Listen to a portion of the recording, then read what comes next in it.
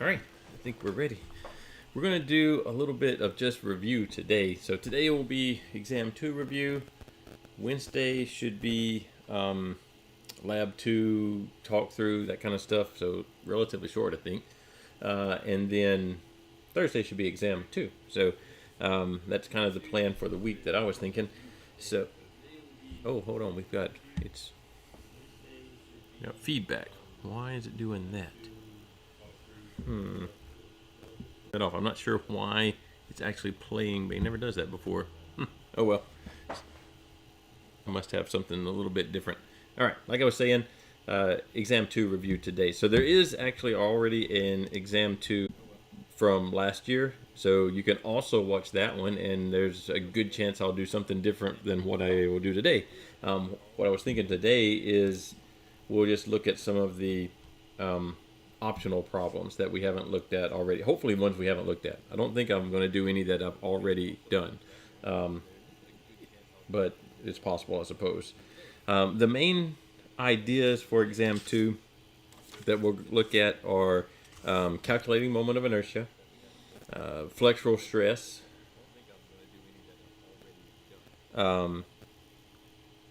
beam design, frames and machines. There'll be one or two frames and machines, maybe a frame and a machine problem that we'll have to go through, and distributed load is in there. There'll be several short answer fill in the blank type questions. There'll be a stress strain plot that you have to label. That's kind of on all the exams, so that'll be on there. And I think, why don't we just look through, I don't remember which ones of these, this is optional 2 in web work. I'm not sure which ones are which. I'll just go through them and pick some to work on. Hopefully it's ones that I have not done before. Okay, so this one is a frame. I know I've done it before. I don't think I've done it this year or this quarter, but I'm trying to think if this would be a good one to work. It's a good frame. I'd rather do something else though, because I'm pretty sure I did that one last time. I know we did work that one. This is a simple one, but it might be worth doing just as a frame. Why don't we do this one? It's got a couple of different things going on there, so we'll look through this. So let's see. We're trying to find, well, I don't know if we'll do all of this. It's trying to basically find a little bit of everything. So we'll do pieces of this one. How about? Let's look at copying this part.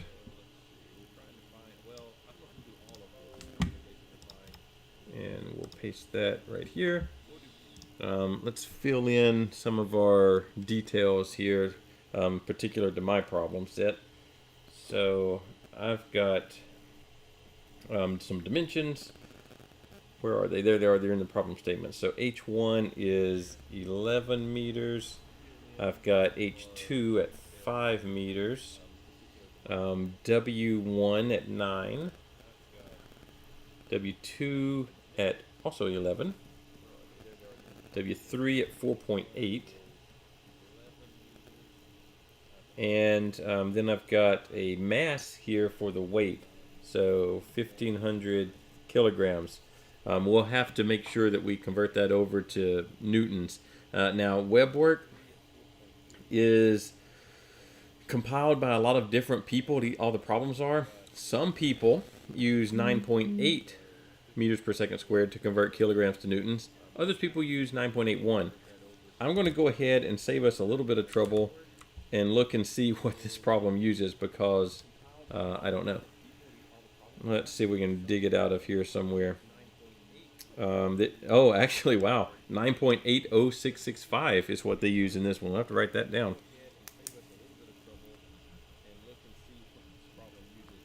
Probably 9.81 would work.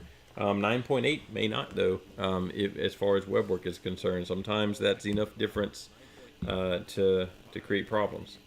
So that's a thing, and it doesn't matter on the exams, because either the exams are multiple choice and they're not that close, the answers aren't that close together, or it's not given in kilograms, or just use 9.8, whatever. But there is that little bit of an issue potentially with web work. Let's see what else. I think that's all it gives us. All right. So what we need to find is all the forces acting on member ABCD. So it's the beam, the arm going horizontally. Supports reactions at F. That's a fixed support at F. So it's kind of like the cantilever beam has. And then what kind of shear stress is on this pin? Oh no, the pin at A over here. If the pin has a certain diameter and is in double shear. So we can do some of those things. So one issue with this one, right off the bat, is that there is a fixed support at F, which will give us F. Plus, there's this cable that runs around the whole thing. It is not the same cable that is lifting up the rock, though, so we don't know the tension in it. And so we get that fourth reaction, which will give us issues when it goes to solving for our reactions first. So this problem is probably going to be better solved by looking at member ABCD by itself initially. And if you get on a test and you're doing one of these, and I'm looking at the printer over here, it's finishing up, so I'm going to turn it off. It was making a little bit of racket anyway. So if you get on an exam and you're working one of these and you get too many external reactions, it probably means that you have missed finding a two-force member somewhere. This one does not have any other than the cables, just the individual pieces. So this one, there are no two-force members other than the cable itself, like I said. So that probably means the best thing is to take the members apart and look at them individually. So that's what we're going to do. We're going to take member ABCD. Let's put it over here, kind of like that, and we're going to put the forces on that.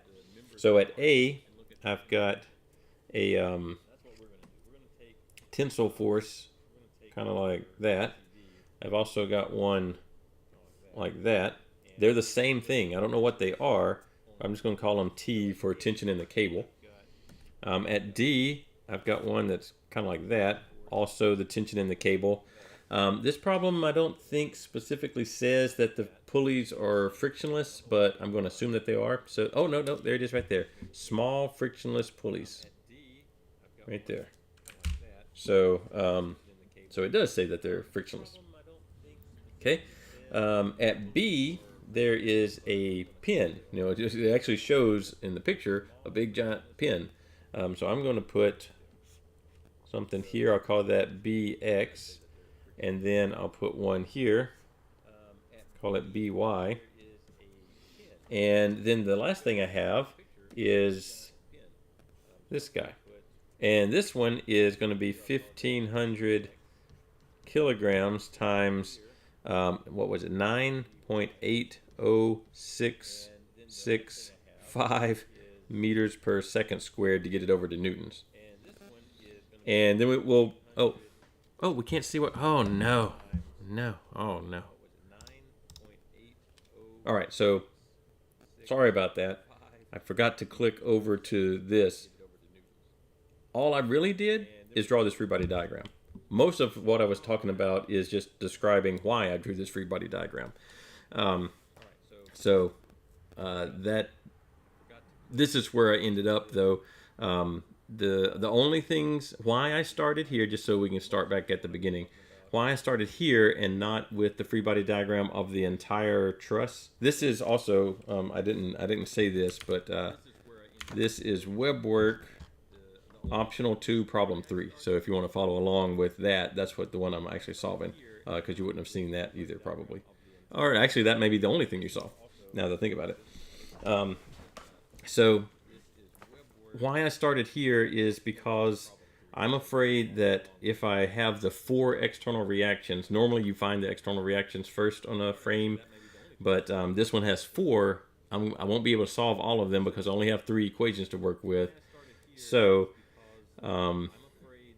if you made the incorrect assumption that member BF was like isolated and it was a 2-force member, That could have thrown you off. I don't think there's any clue though. Yeah, I don't see any clue in this problem statement that that vertical piece is actually, remember, EBF, all one piece. I guess if you thought about it and you thought, oh, maybe EB is one piece and BF is another piece, but you thought about it, like that would not be stable at all. It'd flop around and create a unstable structure. You could tell it's unstable because it's not triangulated.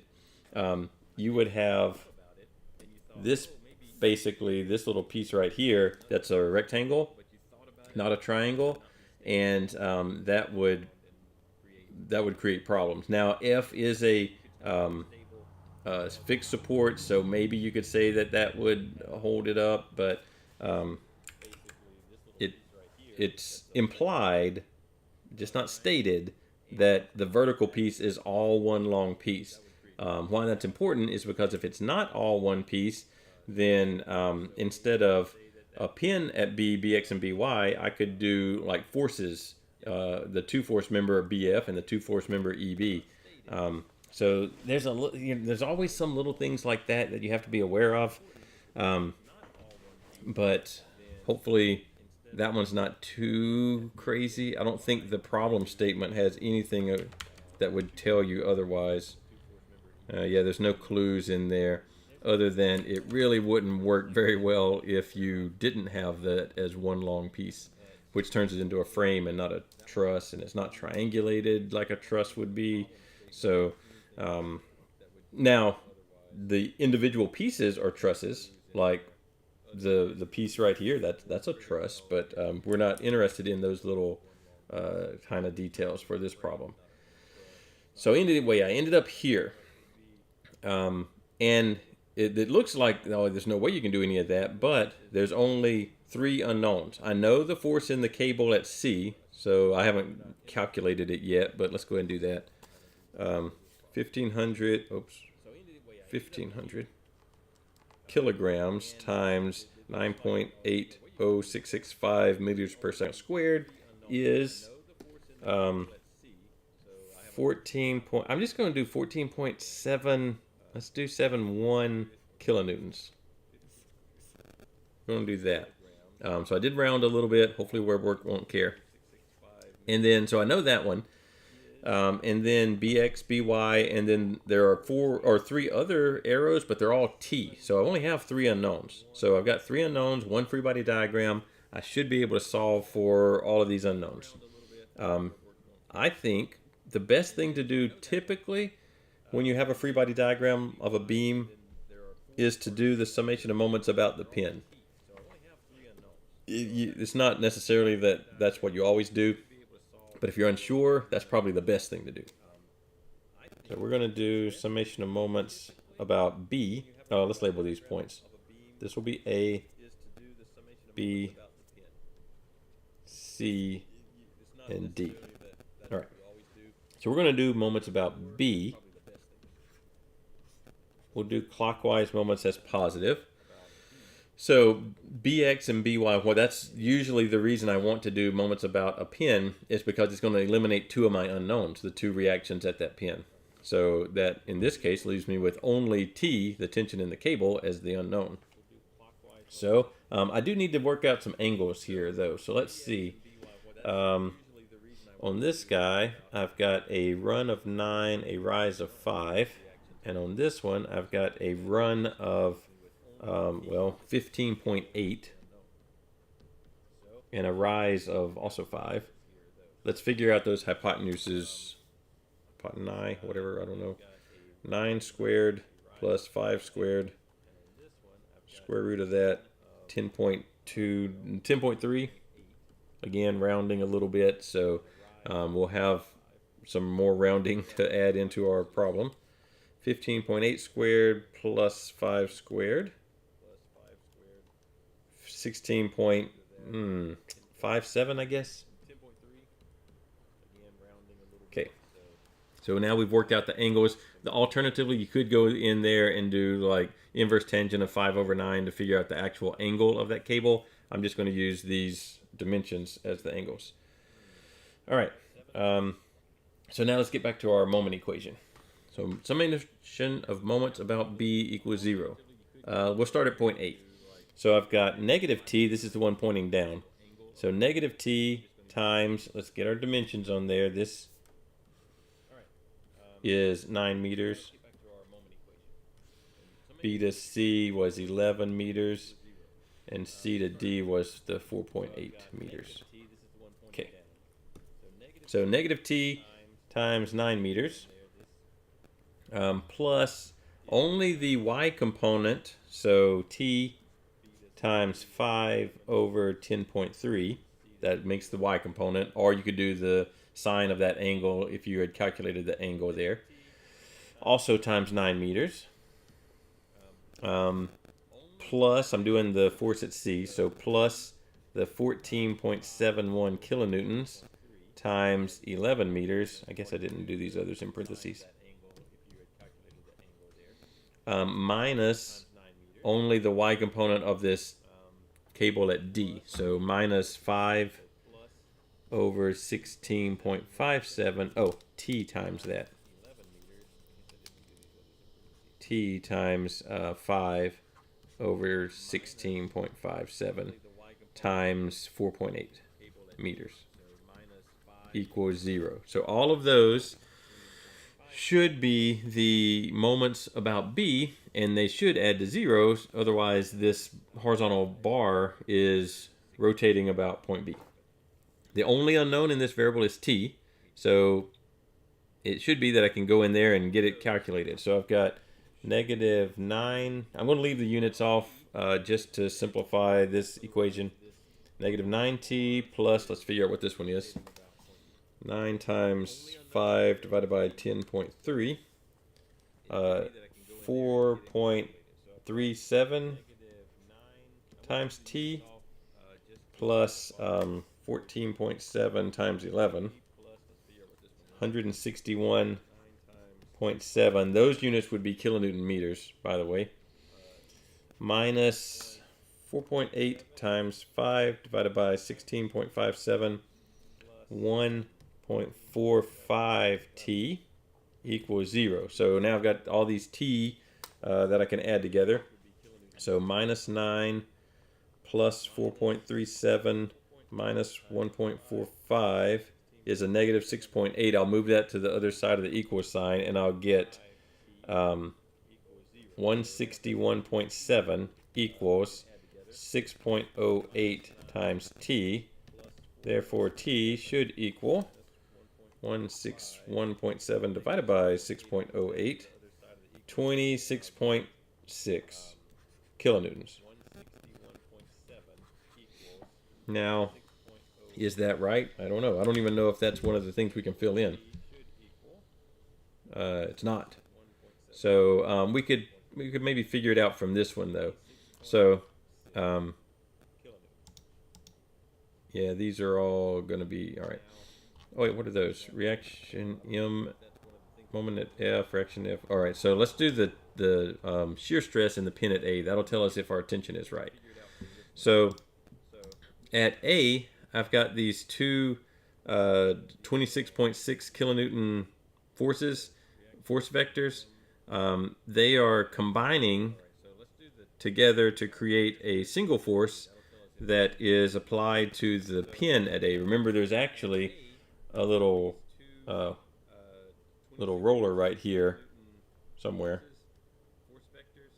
that is the pin, or not the pin, the cable is wrapped around it. At the center of that roller is a pin that's holding the roller in place, and it is in double shear. It does say that it's in double shear, and so mine is a diameter of 15 millimeters.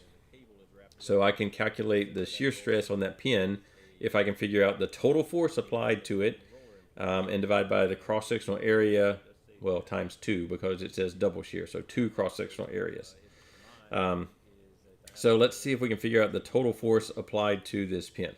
So we've got two values of t. They don't add together directly, so I need to do like, I don't know, a resultant basically. So we could do the resultant at A is equal to, well, the square root of RAX squared plus RAY squared, where RAX equals just the x component of t. So 9 over 10.3 times 26.6, so 23.24 kilonewtons. And RAY is the y component of the angled t, so 5 over 10.3 times 26.6, 12.9. But we have to subtract off because the other t is pulling straight down. So minus 26.6. So the y component actually ends up being negative 13.69 kilonewtons. So if we square both of those, that squared plus 23.24 squared, we get, well, basically the same thing. I get 26.97 kilonewtons as our resultant there.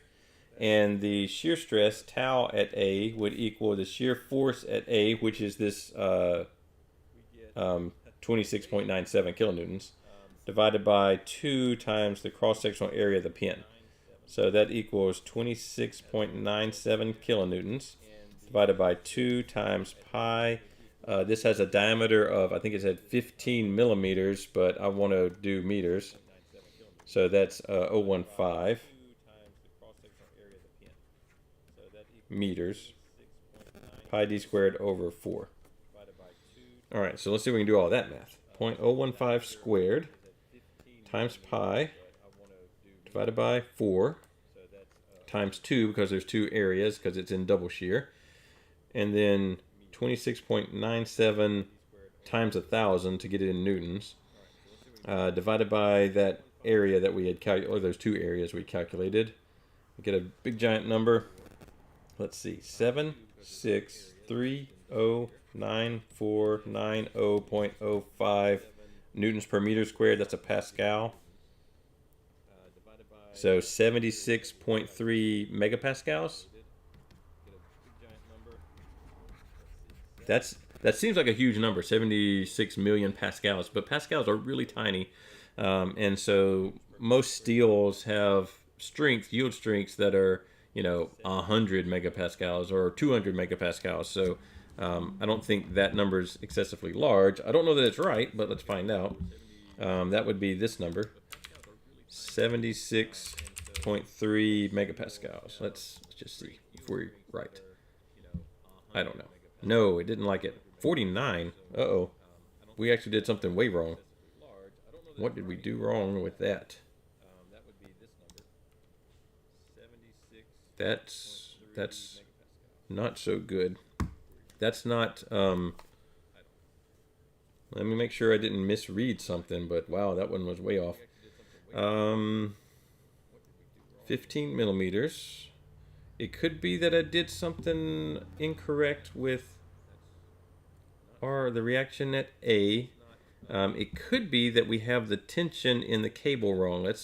So this is one of the reasons I don't give these, that have too many things going on for exam problems, because they can get difficult to track down what might have gone wrong.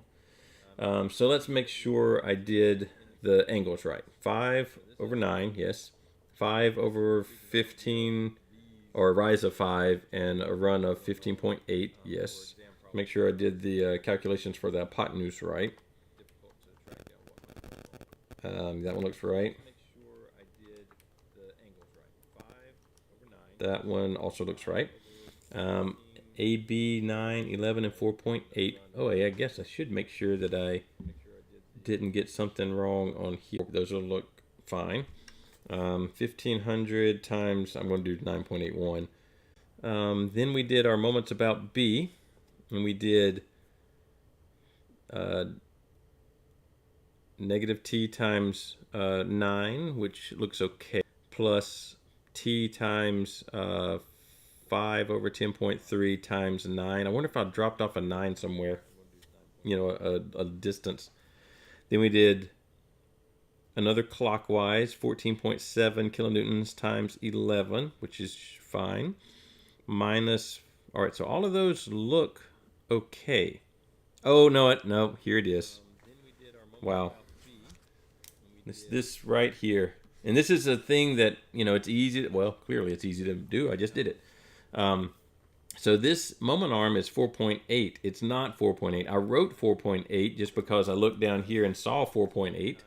But the moment arm is the distance from the force. The force that we're dealing with right now is, the y component of this force. That moment arm is the distance from that line of action all the way to point B, which should be 15.8, and I wrote 4.8. So that's why we got some work to do here to fix us up. So this should be 15.8 meters. That will change this number. It'd still be negative, but it won't be the same number. So 15.8 times 5 divided by 16.57, negative 4.77. That'll change this 6.08, won't it? So I've got negative 9 plus 4.37 minus 4.77. That's negative 9.4. Times t. Well, actually, I moved it to the other side, so it's actually a positive 9.4 times t. So 161.7 divided by 9.4.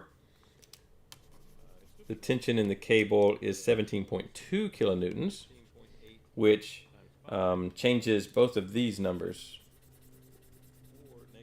and this one.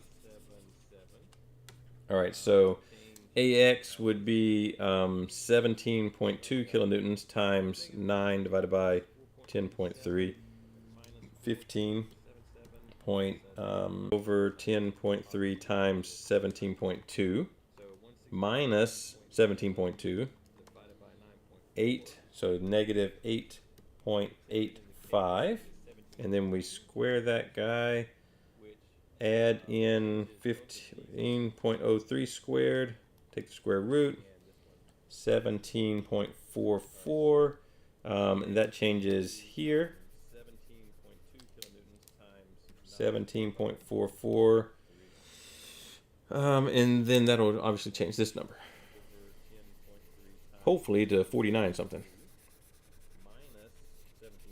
All right, so let's see, 0.015 squared divided by 4 times pi times 2, 17.44 times 1,000 divided by that area, there it is, 4934 unit would be pascals, and that's 49.34 megapascals. So that's what should have been right here, or somewhere around there. I did round a couple of times. Yeah, 49.42, 49.34. So I rounded, let me show you. Well, I rounded in these calculations. I rounded in, because the second time I did it, I took the shortcut and did 9.81.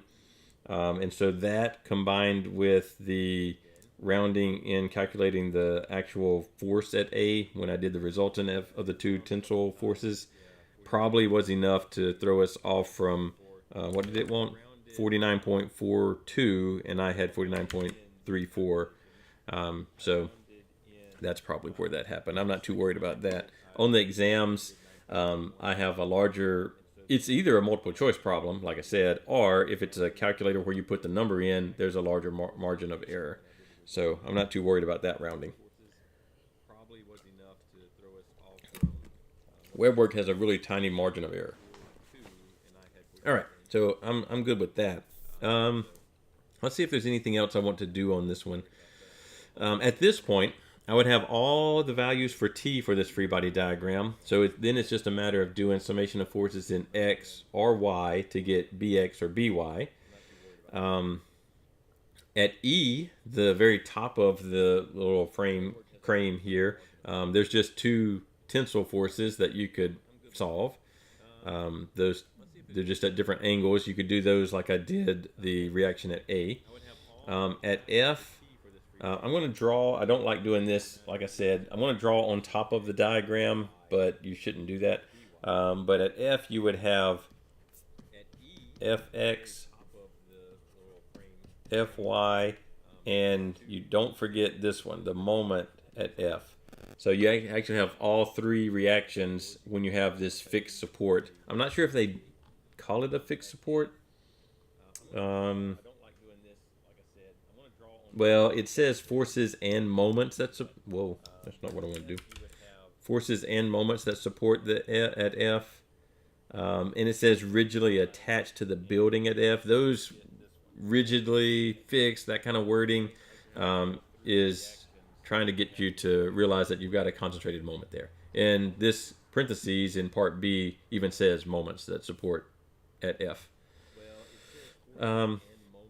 So it would be just a matter of you would need to go and either do a little free body diagram at E to just get the known, and you can actually solve for them now. So I would go one of those rates. And on an exam, you're not going to do this many parts for one problem. It's going to be more direct. All right, let's look some more. What else do we have in here? Next problem. I think we actually might have worked this one. I don't remember. This one has this slot at B where the slot acts like a roller is the key to that one. I don't know if we worked that one. We worked one with a slot. I just don't know if it was this one or not. Let's see. This one wants... We actually worked some of this because I see the answers. I guess I could look and see if the answers were on this. No, we didn't work it this time anyway. I've worked it in the past. This one is another one that gives you a clue that there's something going on here because it has two pin supports. A and E are both pins, which also generate four external reactions. So the key here is the same exact as this one. You've got four external reactions. They're a different four, but what that means is you probably can't solve for all of those, so find one of the pieces. And the piece you want to solve is the one that has the force applied to it, because that's the only thing you know is, P, I assume somewhere, and yeah, P is 660 pounds. So if all the others, if you look at ABC, you don't know anything there. CDE, you don't know anything there. It's just a bunch of unknowns. But B, what it would look like. We don't need to solve this one, but let's draw the free body diagram. Let's go here. All right, so this free body diagram would look like this. We'll put it right here. You would know the 660, I think it said pounds. At D, you've got a pin, just a regular old pin. So you've just got, oh, that was weird. There we go. DX, and you've got DY.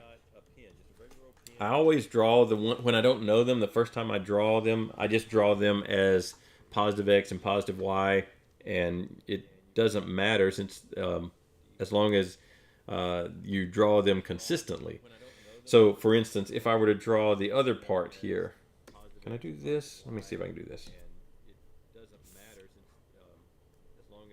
Oh, it didn't let me rotate it. I wanted to rotate it.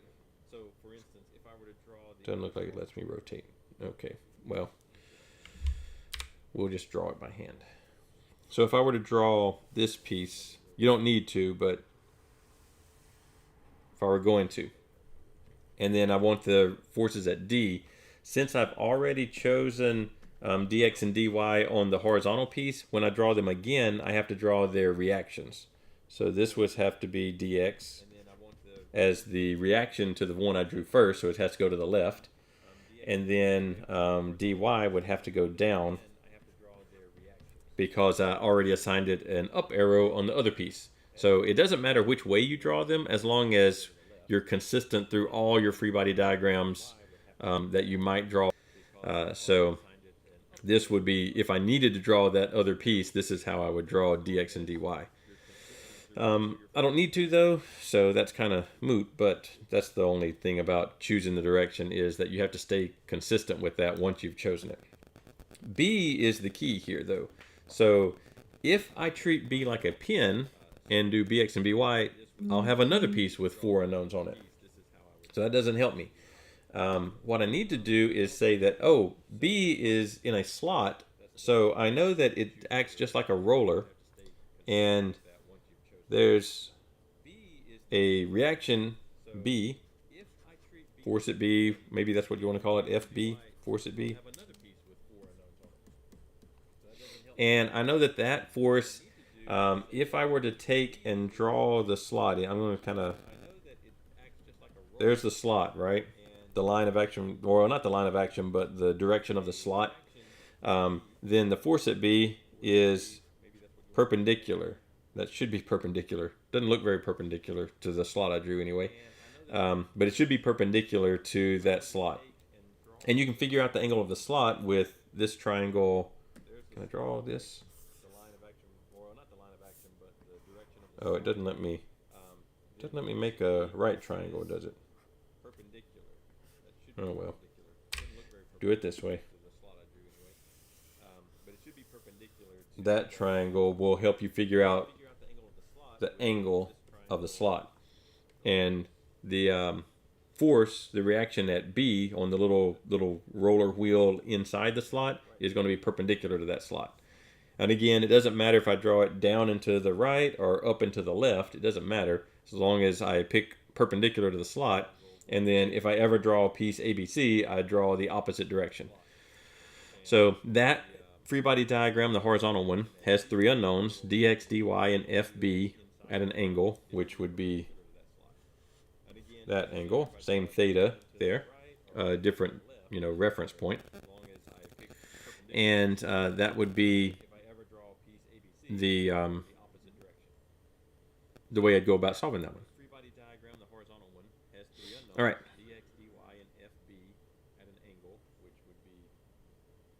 Yeah, I'm just making sure. No, that's actually not the theta. Yeah, that didn't quite look right. So this theta for the slot is measured from horizontal. So I would need to measure from vertical. That would be theta to make it perpendicular. Okay, that's better. All right. Now let's go and you could solve that. You have all the dimensions and the force. At that point, you could get the force at B and the reactions at D. So these two, the point of these two in web work anyway, is to see that you've got some odd thing. You can't just start out doing the external reactions in either this one or the previous one because you had too many external reactions to solve for. So that means when you have a frame or a machine, that probably what you need to do is find one individual piece of that frame or machine and draw that free body diagram. All right, let's see what else we have. We worked on this one some, so we'll skip it.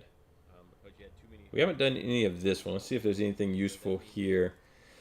So this one is really about drawing shear and bending diagrams. You're not going to have to necessarily do the drawing of a shear and bending diagram for the exam. So that's good to have, but probably not what we need to be doing in our time today. That one's just more of that same stuff.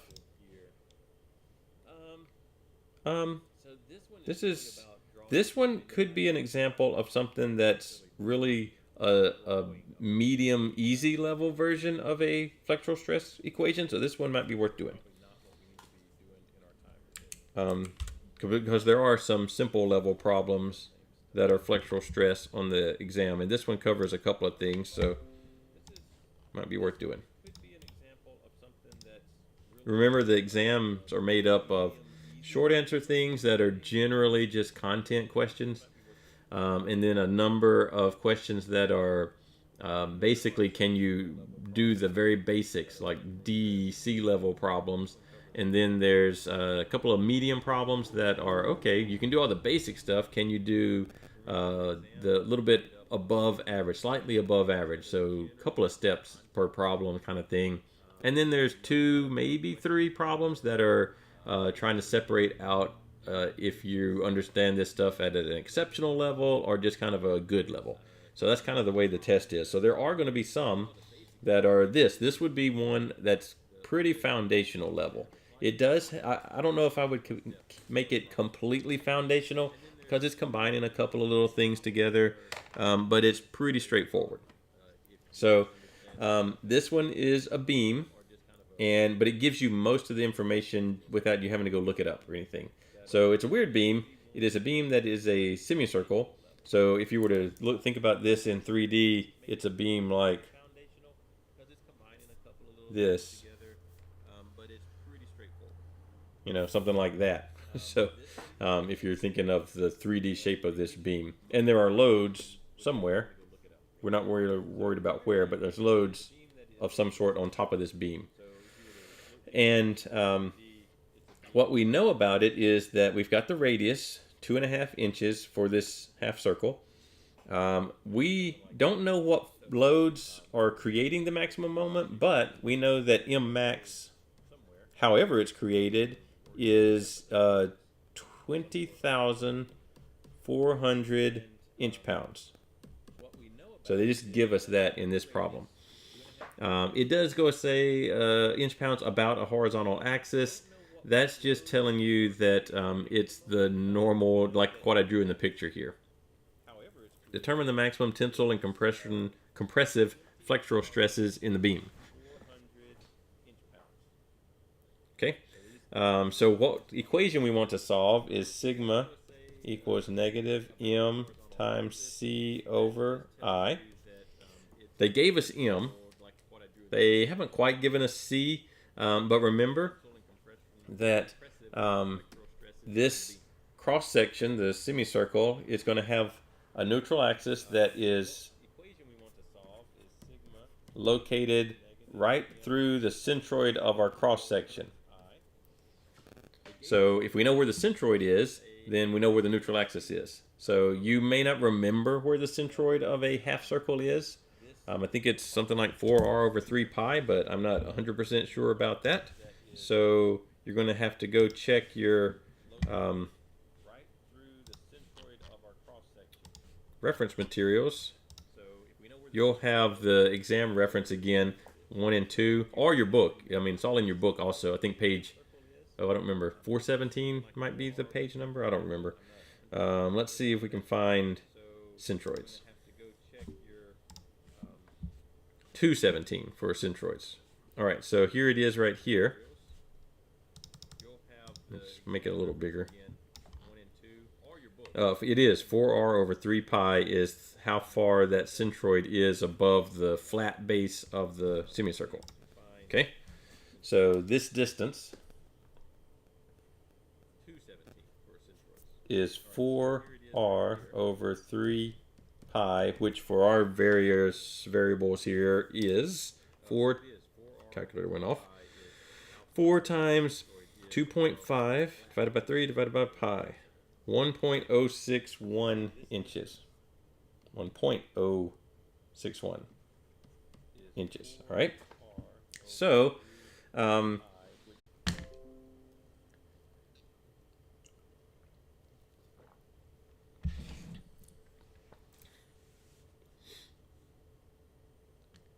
right, just waiting for it to catch up there. It had buffered a little bit.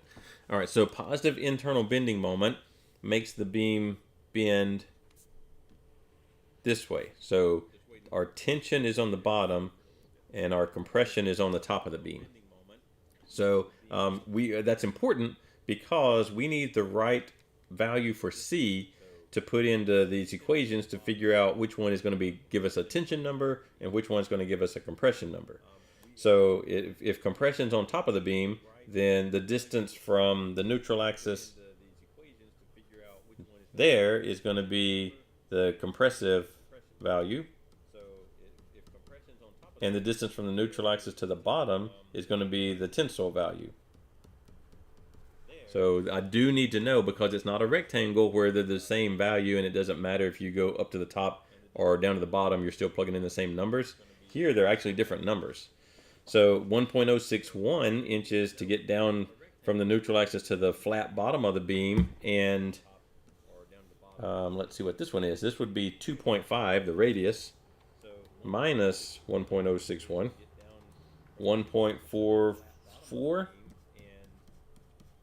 So I will put different numbers in for C depending on if I want to measure compression at the top of the beam or tension at the bottom of the beam. I also need I. Sometimes you get I by looking up the chart, you know, the beam designation thing. This is not a beam designation beam. This is just a half circle. But I can also get I with a chart like this one. Moments of inertia. There it is right there. And I have a couple of different ones here. So I want the moment of inertia. When I'm calculating flexural stress, I want I, the denominator, to be the moment of inertia about the neutral axis. So in this picture, the neutral axis is labeled as X. You know, it's the one that goes through the centroid. So I have to use this pi r to the fourth, all this stuff. I want to copy that because I don't remember it. I need that.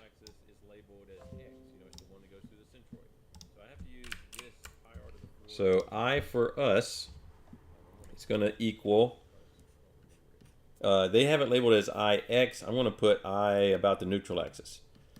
Equals pi radius of 2.5 inches to the fourth over 8 minus 8 times 2.5 inches to the fourth over 9 pi. All right, so hopefully we can get all that plugged in without any errors.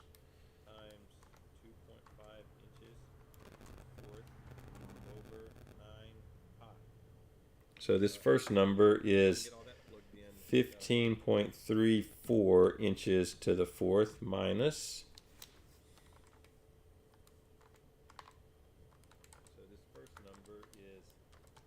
11.05 inches to the fourth. So it equals 4.29. All right, so now we have M that they gave us. We have two different numbers for C, depending on if we want the top of the beam or the bottom of the beam. And we have I, so we should be able to calculate our flexural stress. So sigma max tension. So this is the bottom of the beam. Equals M, 20,400 inch-pounds, times the distance from the neutral axis to the bottom, because I want tension, 1.061 inches, over 4.29 inches to the fourth. So these units should cancel out to give me pounds per inch squared, which is what I want, PSI. Actually, yeah, I want PSI. So let's see, 20,400 times 1.061 divided by 4.29. 5,045.3 psi. And then sigma max compression is 20,400 inch-pounds. Oh, I didn't put my negative signs in there. This one would have been negative, negative. This one would be negative, and the distance would be positive 1.44 inches over 4.29 inches to the fourth. So this one would actually come out negative. 20,400 times 1.44 divided by 4.29, negative 6,847.6 psi. Let's see if that's what it wants. It's over here. Oh no, not over there. It's over here. Let's just show the answers and see if we got them close. Yeah, 5,048, 6,847. That's what we have. Ours are a little bit off because I did round this number some. I think that's the only one I rounded though. I rounded that one some. And rounded the two different distance numbers. I rounded those also. So a little bit of rounding. It would have been fine on an exam, but Moodle probably would not have liked that. Now this is actually more than one problem on an exam. This would be two problems for sure. And if I did this problem, it wouldn't be one of the easiest ones because you do have to calculate your own moment of inertia. You do have to know to go to the top of the beam or the bottom of the beam. So there's a couple of different things that this problem is testing. So it would be one of the like C level problems, maybe a B level problem. I'm not sure. But it wouldn't have been a hard one and it wouldn't have been a super straightforward one either. All right, let's go back to here. Let's see. This is the same thing, but you're just calculating the a different. Actually, we did this one apparently, so we can go back. You can go back and look at that one. I think we already did it. Let's see. What's this one? This one is probably one that I would consider an easy one. So let's do it. Let's see. What's this one? This one is probably one that I would consider as easy. All right. So this one, subject to a bending moment, it just gives us that. Oh, actually, this is all right. So this is careful. Be careful. This is not the internal bending moment. This is the subject to a bending moment at its free end. So that's an external moment. That's not the one that's going to go in our equation.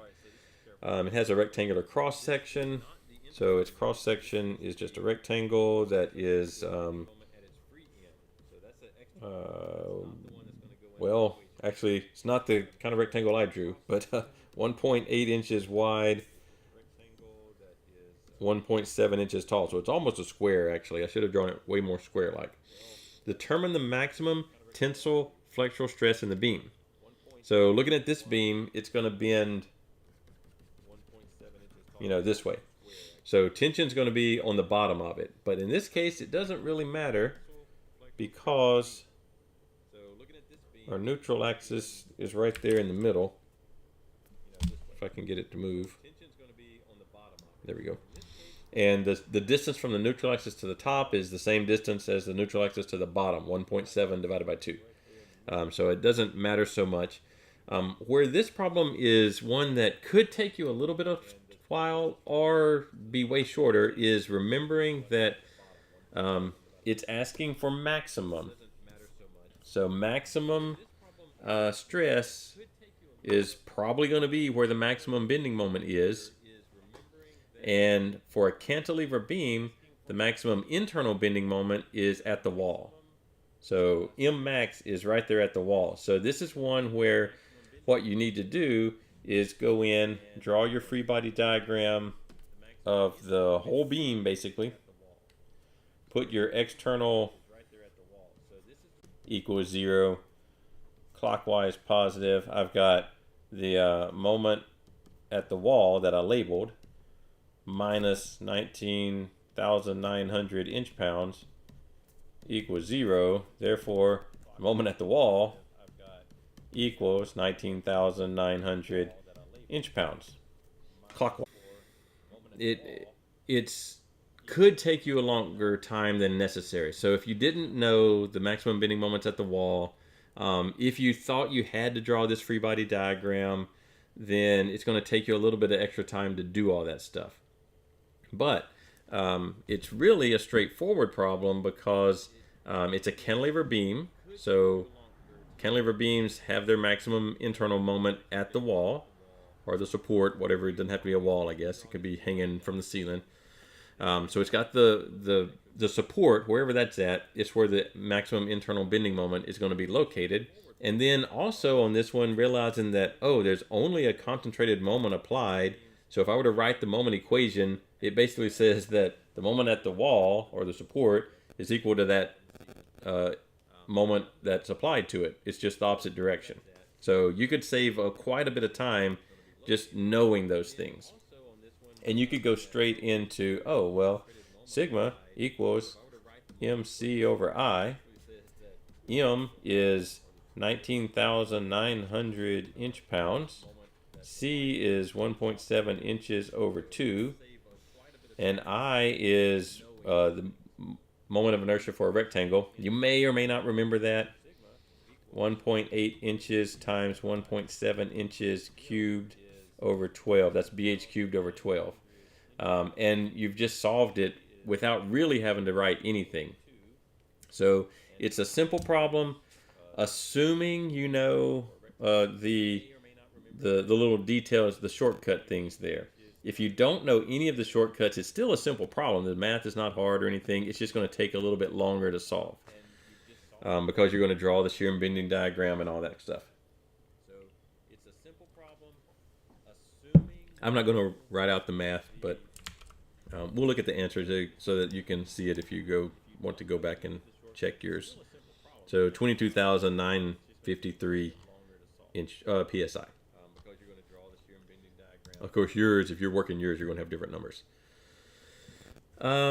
Let's see, where are we at? We got some time left. So this is a good one.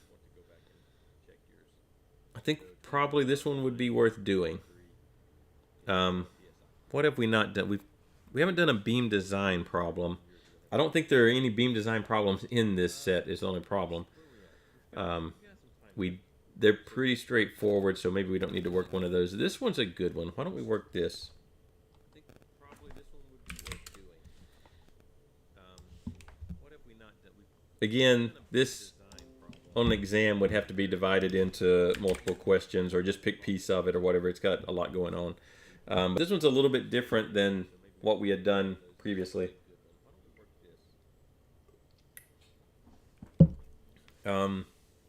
The deal with this one is that they give you this section AA.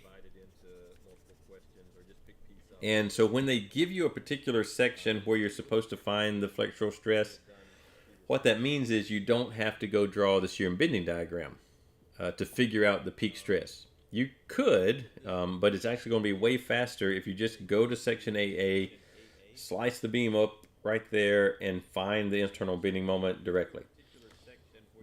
I think we'll just work this. I think we'll work this. Yep. Let's see. Let's draw our beam over here. We're going to put a roller reaction. Oops, other way.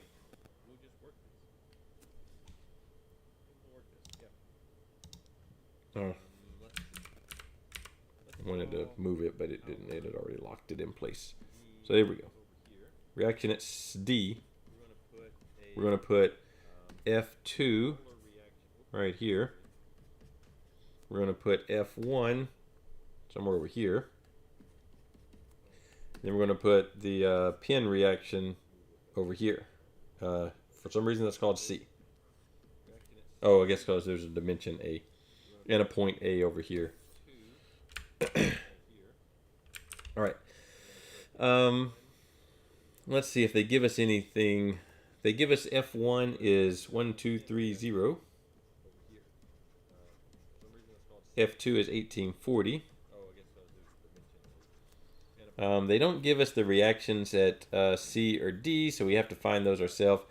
C should also have a CX, but there are no other forces in the X direction, so I just left it off because it would be 0. Let's put our dimensions on here. This one is 3 feet. This one is 17. And this one is 4.8 to there.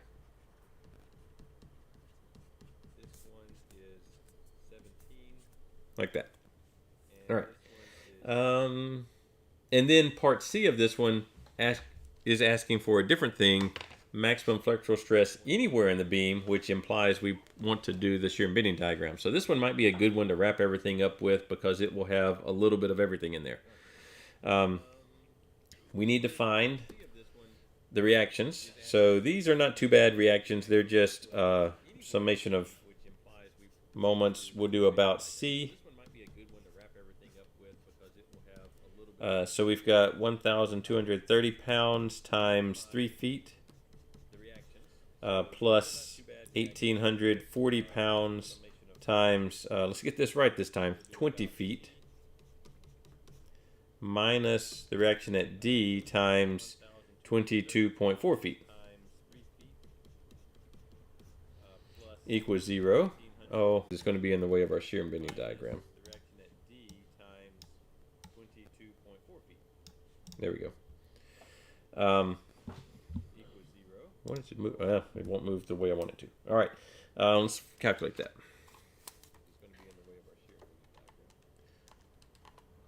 1230 times 3 plus 1840 times 20 divided by 22.4.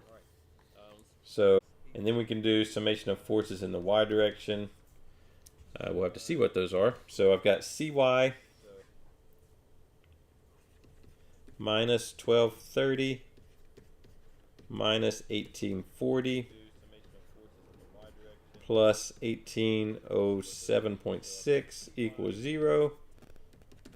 Therefore, Cy equals, let's see, 1807.6 minus 1840 minus 1230 is negative 1262. I move it to the other side of the equal sign. It becomes positive 1262.4 pounds.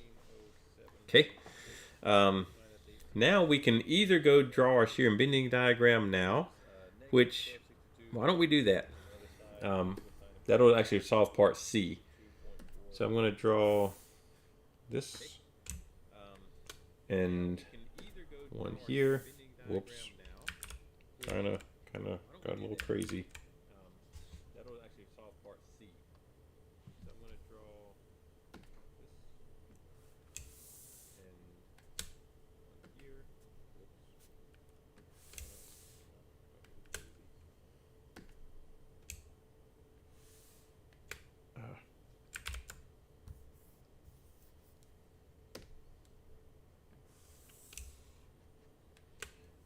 Let's go ahead and draw.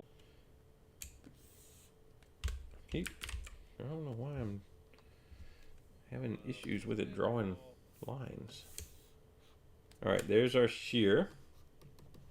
These will be in just pounds. And let's see, we start at 0. So I've got my calculator at 0. We get to Cy is 1262.4.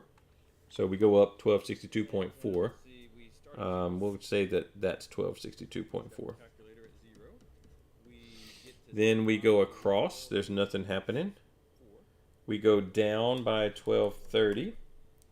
So we're still positive, but only 32.4. And we go across all the way to there. We go down 1840. Which will send us down to negative 1807.6. Then we go across and back up. Now, just because the shear force came out exactly at 0 does not necessarily mean you've done it correctly, because the shear force, the way I calculated it is I calculated the bending moment, or not the bending moment, the moment summation of moments at C, and then I use that result to calculate the force in Y. So it will usually come out correct. And so just because you ended up back at 0 does not necessarily mean that you have done it wrong. I mean, done it correctly. It just means you've probably done it correctly. Now, if you get off from 0, you've definitely done it wrong. But just because you got to 0 here doesn't mean you've done it right. If you get to, are these inch pounds or foot pounds? These are feet, so this will be foot pounds.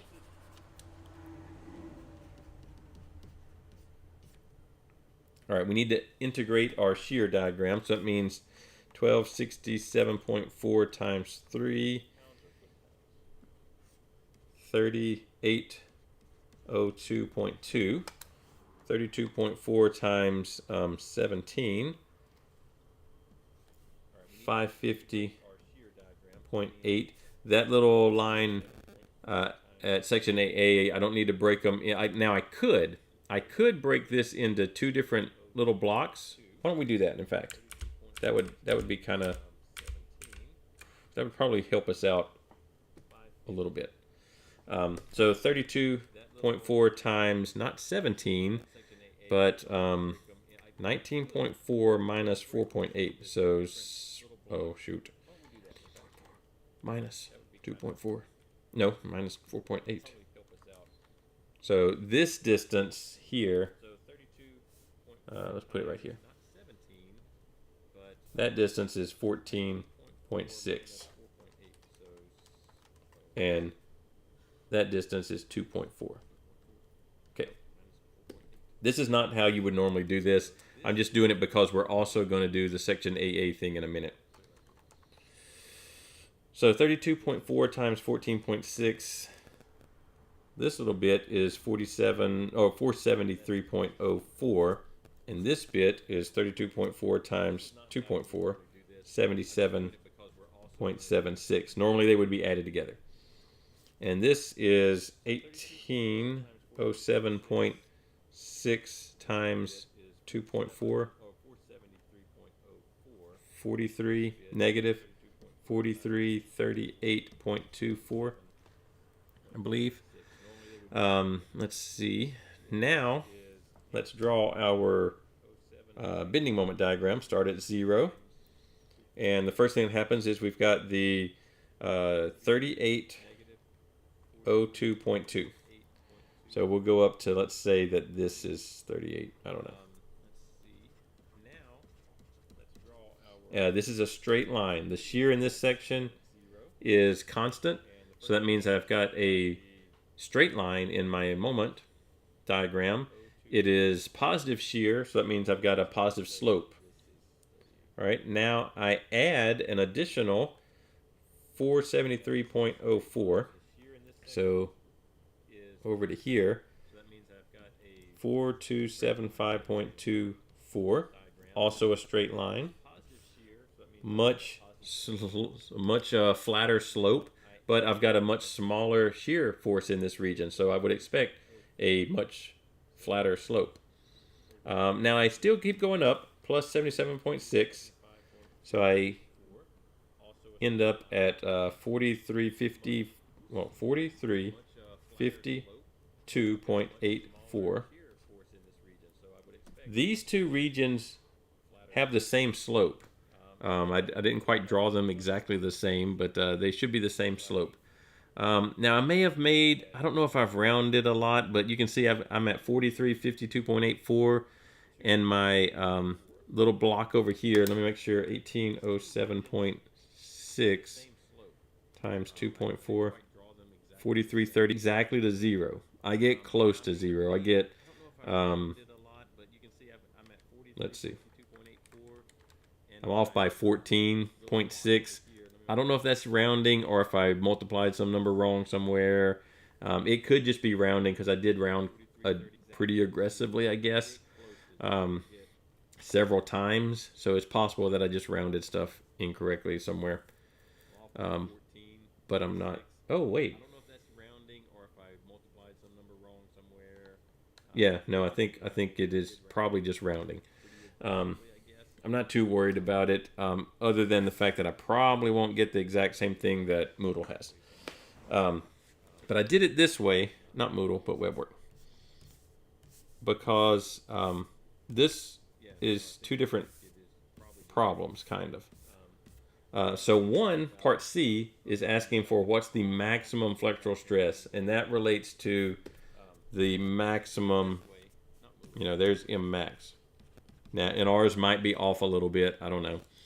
And it also asks for, well, what is the stress at point A or the stress at point B on section AA? And this is the bending moment at section AA. So it's a different number. And I could get it from this diagram. That's not normally how these problems are intended to be worked. But this one's a little bit different because it's asking you for both the stuff at section AA and the maximum flexural stress, so it's a little bit different problem. But let's try to find, let's actually just copy this guy, that much, and let's go down here. Oh, well, we don't need these. And let's try to find the internal bending moment at AA. So if I had done it this way, and I didn't want to draw the whole shear and bending diagram thing, I could have just taken this free body diagram. I would still need to find either the reaction at D or the reaction at C. Let's do D. So that's the first thing I did with the 1807. Hopefully that number's right. Draw that free body diagram. So we'll draw this little guy where I've got the reaction at D, 1807.6 pounds. I've got my 1840 pound F2. I've got my internal shear, which I'm not particularly interested in, and this, my internal bending moment. This number should match MAA. I don't know how close it'll be because clearly we're off a little bit on that other diagram. And I made sure to cut this section at AA, which it says is 4.8 feet from the right end of the beam, which is where the 1807 number is. So here, I should be able to take just this free body diagram, do summation of moments about the cut surface where the MAA exists, and solve for MAA directly.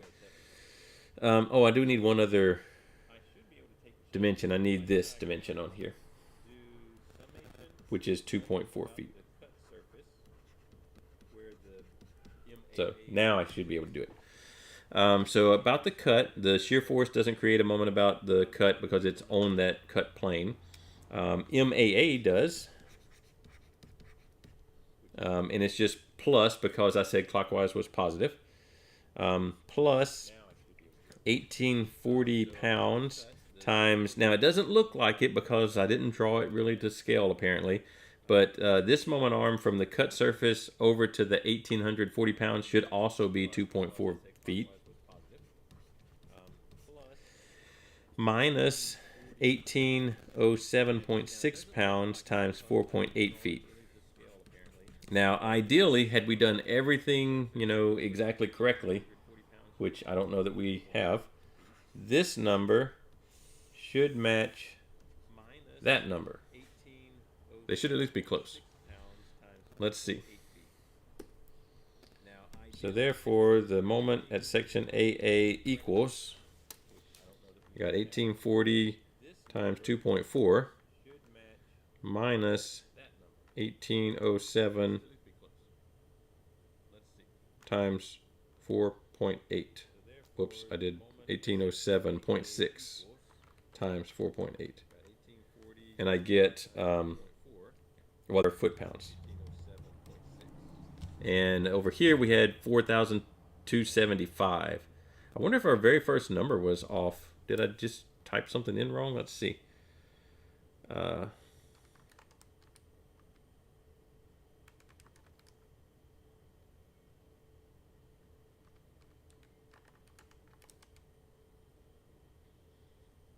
Oh, was that 1262 or 1267?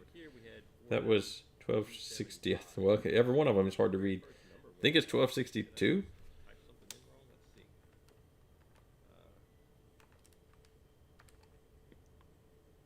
Yeah. I'm not sure I put this number in correctly when I calculated that number. And I can't read it. It looks like I did 1262, but that could also be 1267. So I should have been clearer on what I wrote. Let's see what it should have been. Whoops, get off there. 1840.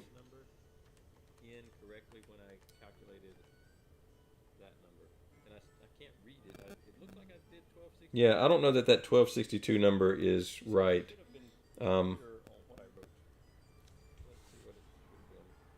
It's close to right, but I think I actually might have plugged it in wrong. I'm not sure where it came from, honestly.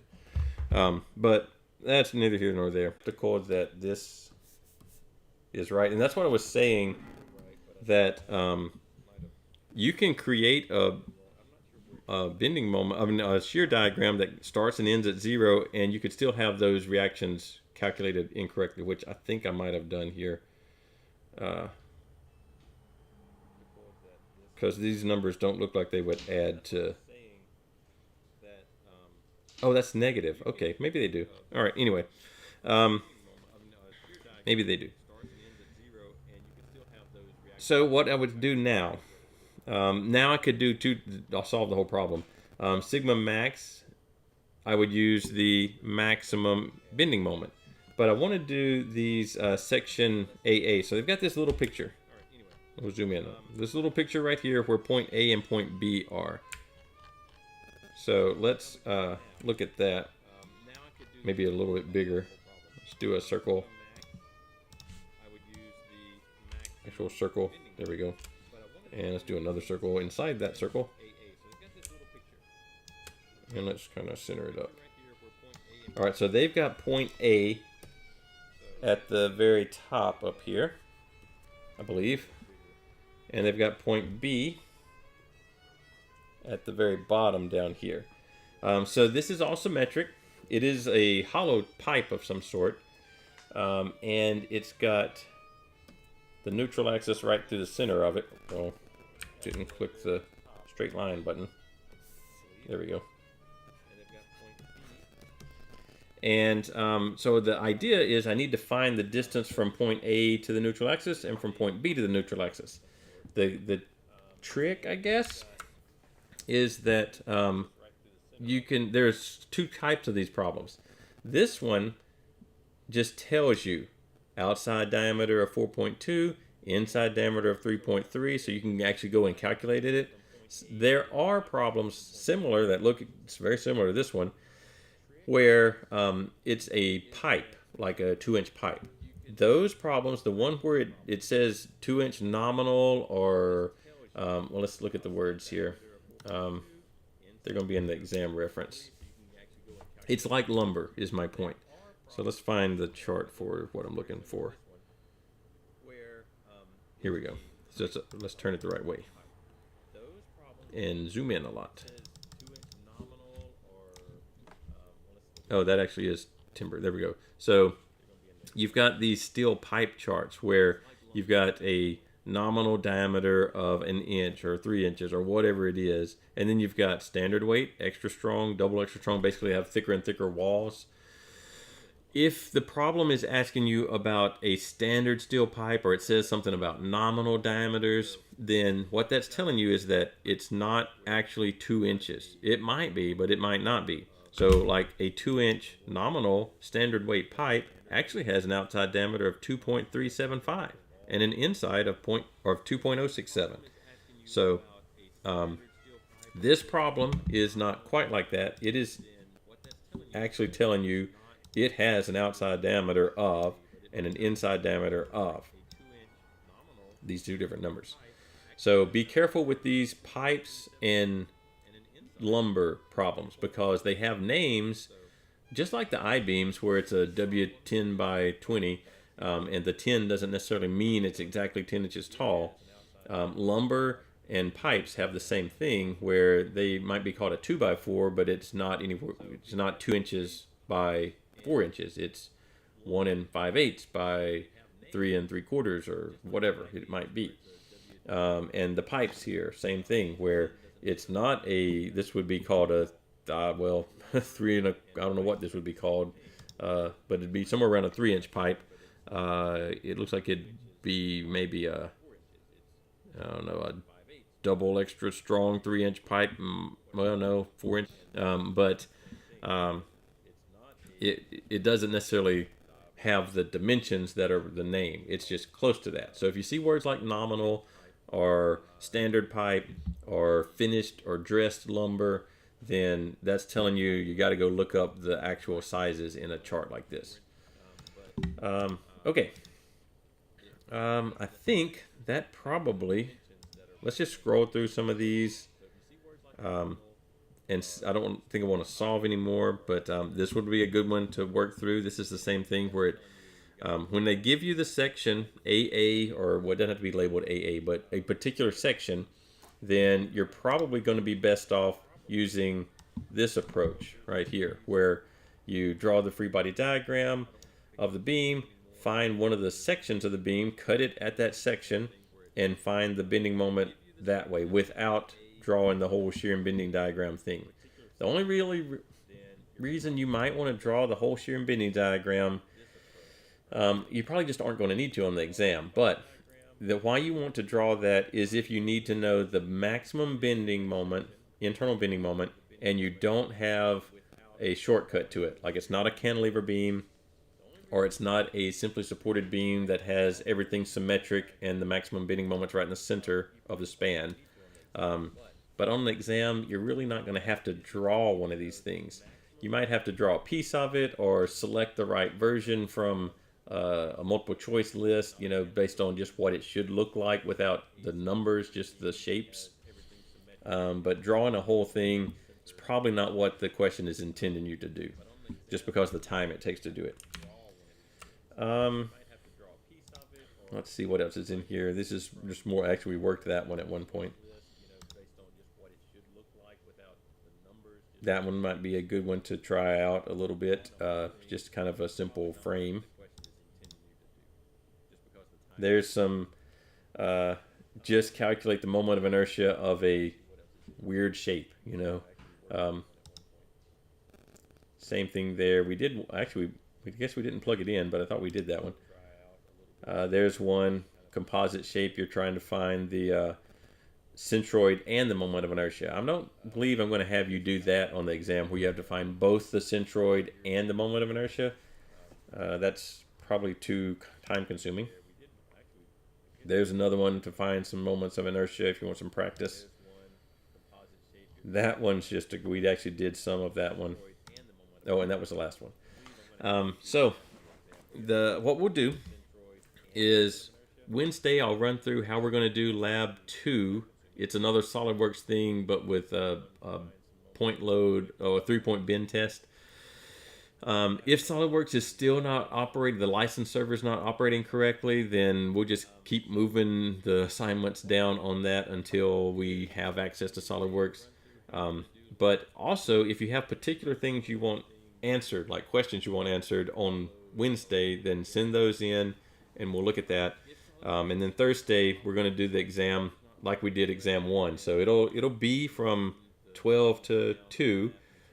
If you have a reason, like you're on a field trip or whatever, that a legitimate reason you can't take the exam during that time slot, then let me know so that we can arrange for you to take the exam during a different time slot. I know a couple of people have already mentioned that, but just make sure that I know when we're going to set up your exam. All right. We'll be back on Wednesday. Let me know if you have questions, like particular things you want clarified or worked some more on or whatever. And we'll do that on Wednesday plus lab 2 setup, and then exam on Thursday.